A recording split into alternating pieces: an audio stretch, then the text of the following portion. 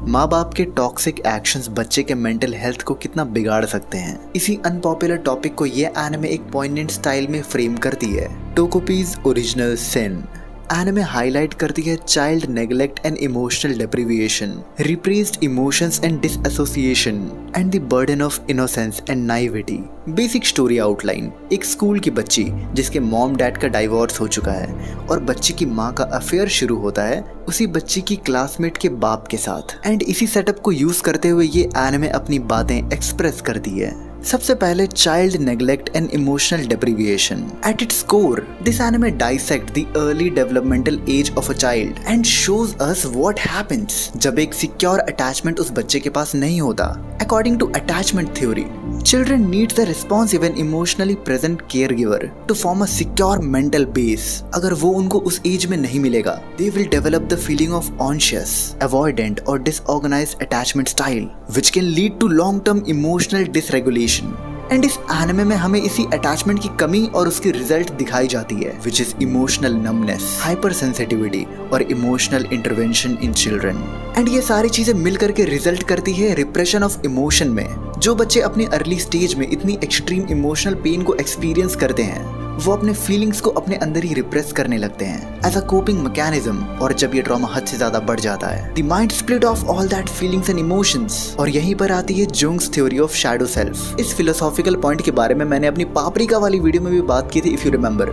So in the context of this anime, बच्चे अपने अंदर के ट्रॉमास को अपने अंदर ही पाइल अप कर लेते हैं अगर उनके पास उन सारे ट्रॉमास को शेयर करने के लिए कोई नहीं होता तो। और जैसे जैसे उनकी एज बढ़ती है, उनके अंदर की हिडन ट्रॉमास उन्हें अंदर से कंज्यूम कर लेती है and they make them dead inside.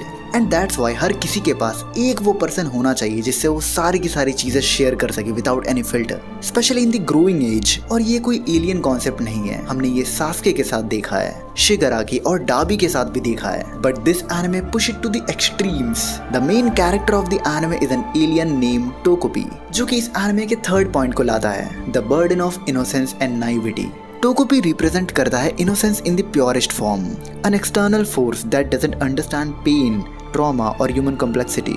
Tokopi is a metaphor for what happens when an entity with a childlike mind tries to interfere in a damaged system, leading to moral miscalculations, not out of malice, but from the naive logic. जहाँ टोकोपी by nature empathetic है, the environment he इंटर्स in often reject और cannot receive empathy. ये anime दिखाती है कि abuse वो चीज है जो इस एम्पैथी रिसीविंग नेचर को मार देता है। ये एनिमे क्रिटिक करती है टॉक्सिक पॉजिटिविटी को। टॉक्सिक पॉजिटिविटी एक आइडिया है कि हर सिचुएशन में खुश रहना यही हर चीज का अल्टीमेट सोल्यूशन है, और तुम्हारी जो साइकोलॉजिकल वोन्ड्स है जस्ट इग्नोर देम। इस स्टोरी को लिखने का साफ पर्पस नजर आता है, to explore how environment shape a child self worth. जब एक बच्चा कांस्टेंट रिजेक्शन को फेस करता है, they develop the feeling of helplessness, the believe that they are powerless. उनकी कोई एग्जिस्टेंशियल वैल्यू है ही नहीं, वो चाहे जितना भी ट्राई कर ले।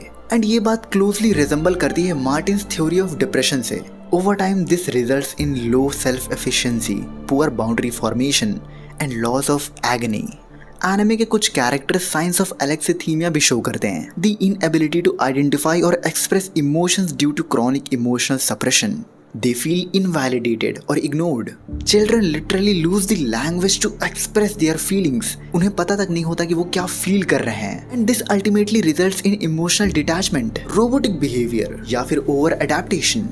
उसी के बाद ये नेचर आती है कि on the outside हाँ भाई सब कुछ ठीक है, चाहे from the inside you are dead already. अगर की क्वेश्चंस की बात करें जो हमारा प्रोटैगनिस्ट पूछता है, वो है कि what is the purpose of suffering? Can there be hope in an environment devoid of warmth? People can survive trauma by finding meaning in it, but what will happen when even that's stripped away? And as a viewer ये anime हमें message देती है कि जो लोग कहते हैं ना कि भाई ये डिप्रेशन वगैरह कुछ नहीं होता, just be happy, that's the worst thing you can do to yourself. तुम्हारे अंदर जो भी ट्रॉमास है, तुम्हारे हिडन फीलिंग्स है, उन्हें हील करना बहुत ज्यादा जरूरी है। क्या फायदा अगर तुम बाहर से बस जिंदा हो तो, when you are dead inside.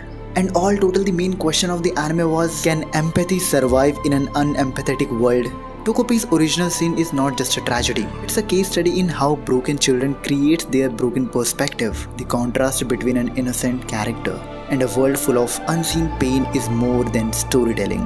It's a psychological designation of modern emotional crisis in young people. And this anime is really for the parents. I hope कि इसकी हिंदी डब आती है. You should really show this to your parents. खैर अगर video पसंद आए तो like, share और सब्सक्राइब कर देना.